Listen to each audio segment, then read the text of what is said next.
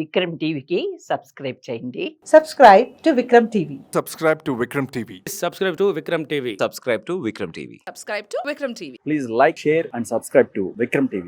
బహుశా నాకు తెలిసి నేను వ్యవసాయ శాఖ కమిషన్ వారికి కానీ లేకపోతే మన అనుబంధ సంఘమైనటువంటి వ్యవసాయ రంగం కిసాన్ సంఘం చూస్తున్నటువంటి వాళ్ళకి కానీ లేకపోతే వ్యవసాయ మిత్రులకు కానీ చాలా స్పష్టంగా చెప్పగలుగుతున్నాను.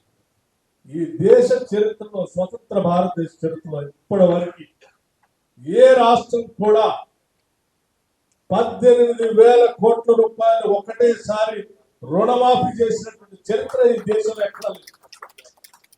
కేవలం 15 రోజుల్లో 2 లక్షల లోపల ఉన్నటువంటి వాళ్ళందరికీ రుణమాఫీ చేస్తామని మనం ఏ రకంగా అయితే చెప్పామో 2 లక్షల లోపల ఉన్నటువంటి రైతులందరూ కుటుంబాల వారిగా లెక్కగట్టి 18,000 కోట్లు కేవలం 15 రోజుల్లో మనం ఆ రుణమాఫీ చేసి చూపించినటువంటి ఒక గొప్ప చారిత్రాత్మకమైనటువంటి కార్యక్రమాన్ని ప్రతి రైతు దృష్టికి తీసుకొని పోవాల్సిన అవసరం ఉందని కూడా ఈ సందర్భంగా నేను మీ అందరికీ విజ్ఞప్తి చేస్తా ఉన్నాను.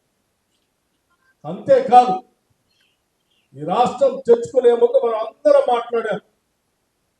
ఇక్కడ ఉన్నటువంటి ప్రాజెక్టు ద్వారా నీళ్లు పారించుకుంటేనే మన పంట పొలాలకు నీళ్లు పారుతాయి, పంట పండించుకునేటువంటి రైతుల కళ్ళల్లో వెలుగు చూస్తాం, వాళ్ళ కోసం అన్ని చేస్తామని చెప్పిన మాటలు చెప్పిన ఆయన ఆనాటి గత ప్రభుత్వాలు అమలు చేసినటువంటి వాటిని కూడా అమలు చేయలేదు. ఉదాహరణకి పంట నష్టం జరిగితే ఆనాడు ఉమ్మడి రాష్ట్రంలో పంట నష్టపరిహారం ఇచ్చేవారు. 10 ఏళ్ళు ఏ ఒక్కసారి కూడా పంట నష్టాన్ని అంచనా వేయలేదు, పంట నష్టపరిహారం ఇవ్వలేదు.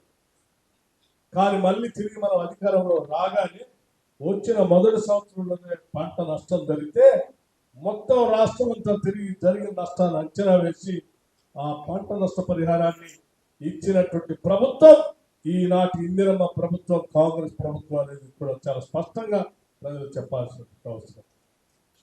అంతేకాదు రైతు సోదరులందరికీ కూడా పండినటువంటి వేసినటువంటి పంటకి ఇన్సూరెన్స్ కార్యక్రమాన్ని గత ప్రభుత్వం పూర్తి చేస్తే మన ప్రభుత్వం తిరిగి వచ్చిన తర్వాత ఈసారి క్రాప్ ఇన్సూరెన్స్ అందరికి చేస్తున్నాం. చేసేటువంటి ప్రీమియం కట్టే ప్రీమియం రైతులకు బదులు ఈ ప్రభుత్వమే కడతా ఉందన్న సంగతిని కూడా ప్రజలు అందరి దగ్గర తీసుకొని పోవాల్సిన అవసరం. పంట ఇన్సూరెన్స్ తో పాటు రైతులకు సంబంధించిన బీమాకి కూడా ఇన్సూరెన్స్ కూడా ఈ రాష్ట్ర ప్రభుత్వం రైతులు కట్టకుండా వాళ్ళ మీద భారం లేకుండా ఈ రాష్ట్ర ప్రభుత్వం గత 10 ఏళ్ళలో ఎప్పుడు చేయలేదు. మళ్ళీ మనం తిరిగి ఇప్పుడు మొదలు పెట్టాము, ఆ ప్రీమియం కూడా కట్టాము.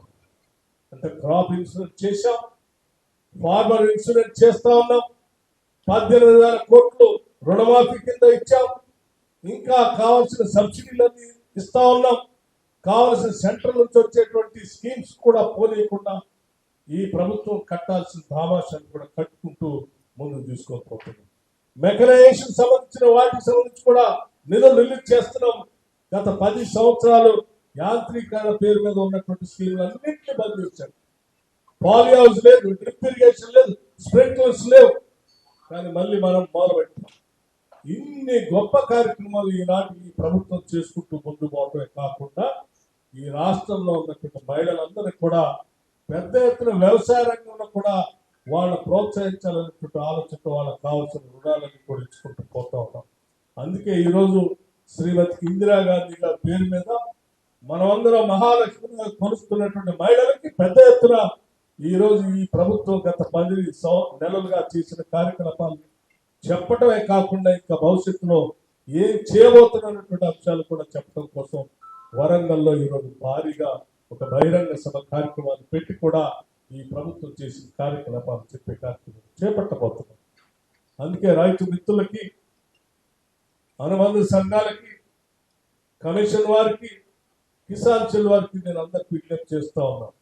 మనం చేసేటువంటి ఈ అంశాలు ఈ వ్యవసాయ రంగాన్ని అస్థిరపరిచినటువంటి ధరణి అనేటువంటి కార్యక్రమాలు కూడా ఈరోజు మనం దాన్ని సరిచేసి భవిష్యత్తులో రైతులకు ఇబ్బంది లేకుండా చేసుకుపోయేటువంటి కార్యకలాపాలు కూడా ప్రజల దగ్గర తీసుకొని పోవడం కోసం మీరు ఒక కార్యాచరణ ప్రణాళికను తయారు చేసుకున్న వ్యవసాయ కమిషన్ వారు చాలా స్పష్టంగా ప్రజలకు వాస్తవాలు చెప్పే కార్యక్రమాలు చేపట్టవలసింది కూడా నేను వారందరికీ విజ్ఞప్తి చేస్తూ మంచి ఆదర్శ రైతులందరికీ ఈరోజు మీరు అవార్డు ఇచ్చినందుకు అభినందిస్తూ, అట్లాగే సైంటిస్టులు కూడా అవార్డు ఇచ్చినందుకు వారికి కూడా అభినందిస్తూ, భవిష్యత్తులో కూడా వ్యవసాయ కమిషన్ ఈ రాష్ట్రంలో వ్యవసాయ రంగాన్ని అభివృద్ధి చేయడం కోసం మీరు చెప్పే సూచనలన్నింటినీ కూడా ఈ రాష్ట్ర ప్రభుత్వం పరిగణన తీసుకుంటుందని, మీరు సూక్ష్మంగా లోతుల్లోకి వెళ్ళి అధ్యయనం చేసి సమగ్రమైనటువంటి రిపోర్ట్ కూడా రాష్ట్ర ప్రభుత్వానికి అందించవలసిందిగా కోరుతూ